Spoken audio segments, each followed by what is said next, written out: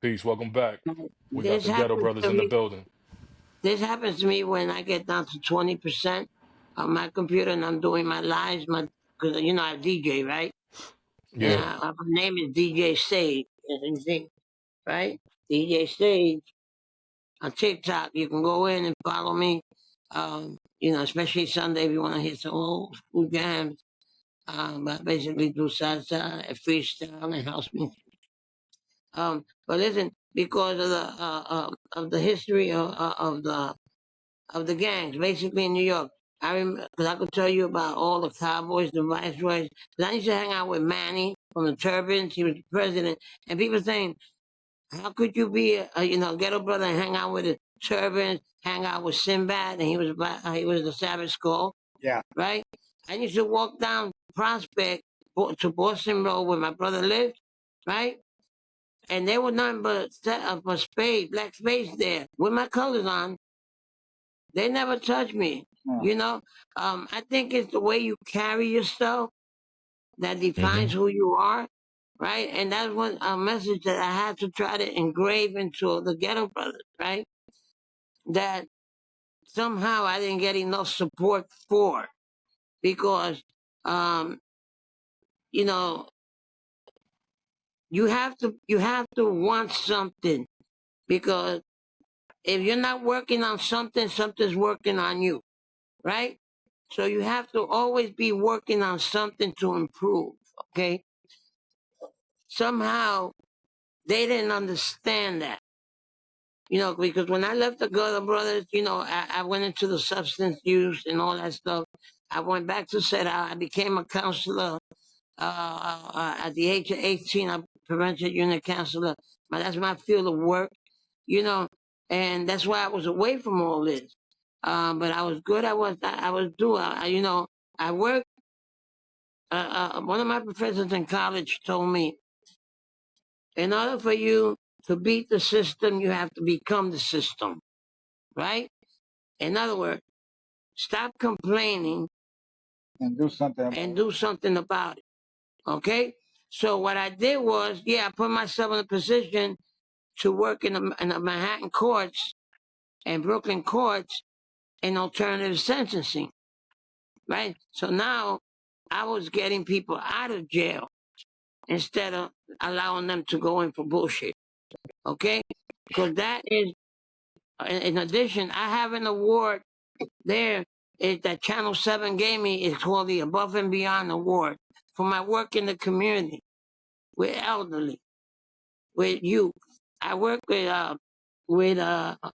people that murderers in Puerto Rico that did time for murder, but they have substance use problem. We would bring them and house them in Puerto Rico, house them here. They had to do their program and continue to live in life on life terms. These are the things that that puts value on a person. Okay, um, with the Ghetto Brothers, okay, there wasn't enough of that. I guess because if you're not all moving in one direction and you got people moving in different directions, things ain't gonna work. But like I said, I'm sure there's a lot of things I left out. I'm sure there's a lot of things I left out. You know, the main reason why I left, because I found out in a matter of a few years, the Ghetto Brothers used to go and play in a lot of schoolyards, right? And they were with another in territories of other gangs, and nothing happened. Okay, the Ghetto Brothers band is credited in a lot of magazines and articles I've read for helping hip hop springboard hip hop. But I used to hang out in a club called 310 and a half, and after us, the gangs came in. Okay, um, I want to know if any of you's got a question for us before we go. Yeah. Yeah. I have a question. So, um, I would say I wanted to know for the Ghetto Brothers who y'all biggest ally was, and also who y'all would say would be your biggest opposition or enemy at the time. And I know that, y'all were moving um in a lot more positive than a lot of other clubs or a lot of other street organizations. But I'm sure that y'all had, a strong ally and someone also that was, probably giving y'all problems too. So who do you say that was? Well, May I you say? can answer that, and in the ones you think. No, I know. Which one? For definitely, the score was really allied to with All us. right, that's what I was going to say with Black And King. we were allied with the space. There's a story where Monk is talking, That's my cousin. and you could find it. It's in YouTube.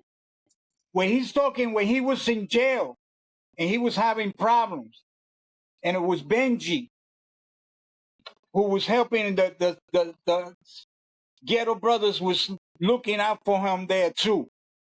So we were always real cool. Who are enemies? I could tell you from my experience. Okay, the javelins in my side or the Bronx, we were having a little bit. But the ones that I really think that we had problems with was the bachelors. And the bachelors were huge. That was Cypress. That's Cypress and all that. Yeah, Cypress, and they had the Cypress, and we were having problems with them. Over St. Mary's Park a lot. But The bachelors were Puerto Rican, mostly Puerto Rican. Well, they were mixed. But they were like us. Basically Puerto Rican. But basically Puerto Rican. Yeah, and what it is that part of Jackson from 149th Street that way, St. Mary's and all that area, Cypress and all that. That was all their area, right? That was deep South Bronx, right? But I remember we had divisions in Queens, in Puerto Rico, New Jersey, in Lower East Side, in New Jersey. We had divisions all over.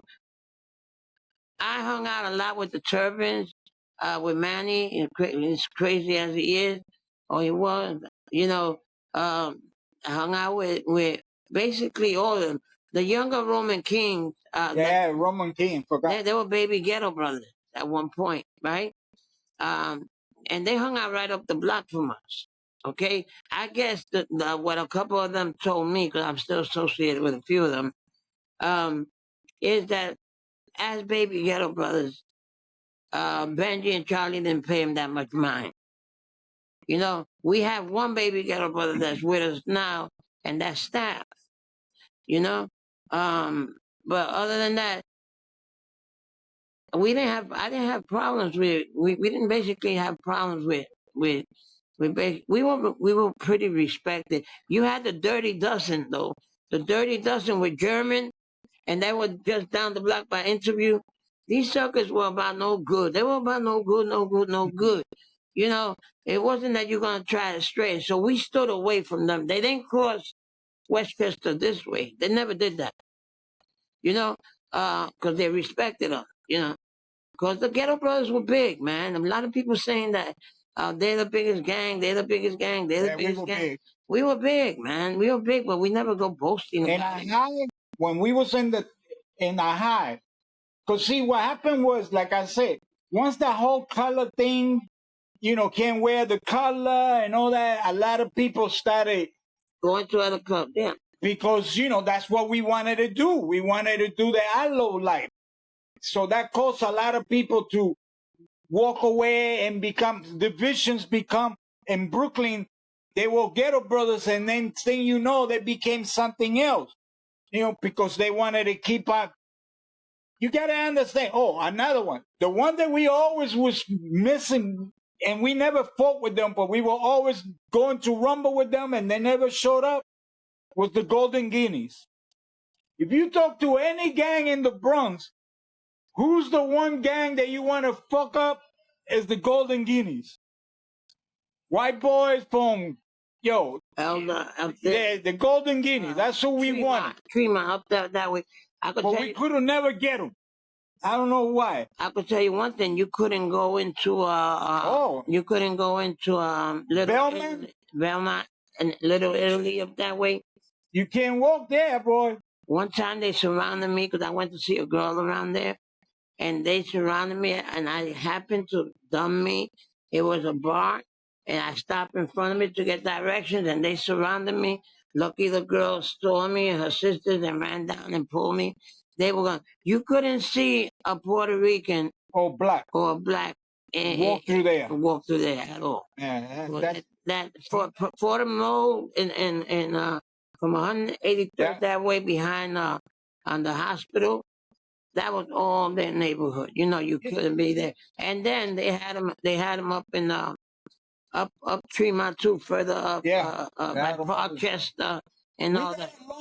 We got along with the ministers. That was a group of white boys called the minister. They didn't stick. They wasn't around for too long. And they were from they had a division in the west side. We got along with them. What's funny is the South Bronx nowadays goes all the way north to what is called Fordham Road and beyond. In my days in the 70s, we didn't pass Fordham Road. Like, it's funny, I live right now by Bedford. In my day in the 70s, you couldn't go up that way. You couldn't come up or this way. 205th. That was all Irish. Van calling up this way. And you didn't want no shit with them, you know, because you were gonna get shit. Because we wasn't supposed to be hanging out there. All right. You know? Any other questions? Because I think brother we. Watt, let Watt, because I know Watt gotta go pick up his kids. Let the brother ask the question.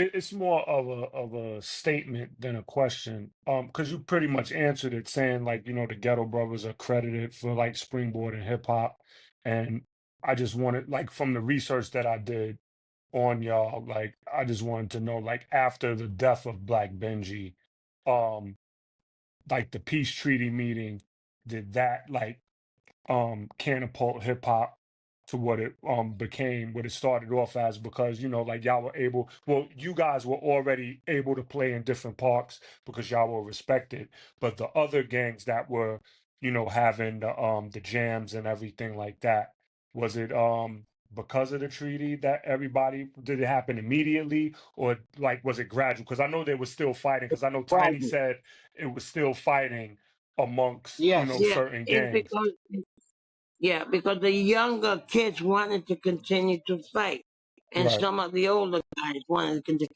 But the younger kids, basically, they wanted to stay with the outlaw life. You understand? I remember this guy came to me because I had let him stay in my house, and he robbed me and joined the skulls. When he came to jump me by the 310, I looked at him behind him. I said, "You guys know who I am, right? I know you, and you." As I pointed them out, they started leaving, and they left the guy by himself. And I said, "Now what you gonna do, right?"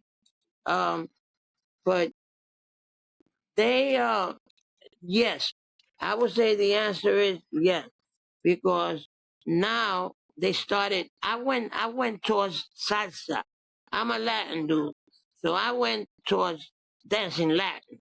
That's my thing. You know, I still hip hop dance. I still know all the songs. I still went crazy with my platform shoes spinning around.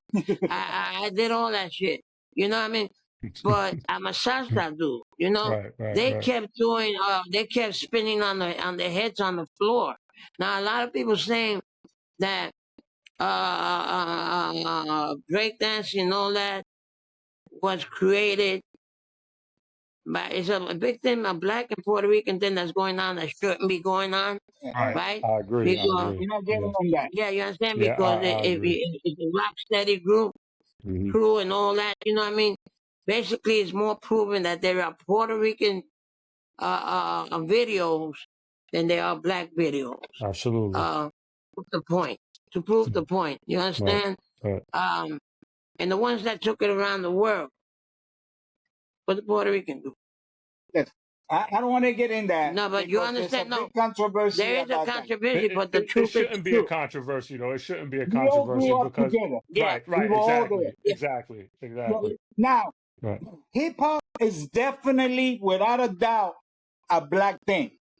They're the one that was doing the rapping and all that, but we were part of it when it came to the dances and all And the that. We were graffiti. in And there doing right, the I dances know, I do. right, and all that. That's what I right. meant. Now, about the fighting, what it is about the fighting is you always got some people that just you can't control. You know, they like to fight. In my group, we had Mousy, we had a couple of people that when there was no problem, they were looking for problems. Just can't help it. That's it's in their nature. So it took a while. The peace treaty, they come around and calm things down where, you know, some people It slowed it. got It slowed it. along better. It So slowed there it was down. always some stupid knucklehead doing something stupid. And then the other groups decided, oh, well, let's get even. And you know how it goes, back and forth. Well, me, Fellas, I gotta go. I'm yeah, waiting for a phone call. I got the phone call, and I gotta go pick up my wife. yeah. Peace, Yo, my we brothers. appreciate Okay. peace. We appreciate With y'all. We're me, gonna have y'all back. Anytime. he can go. He can Right, go. right, right. Most Listen now. definitely. With Yo, me, it is that, you yo, know, Cisco. remember, we were salseros, man. So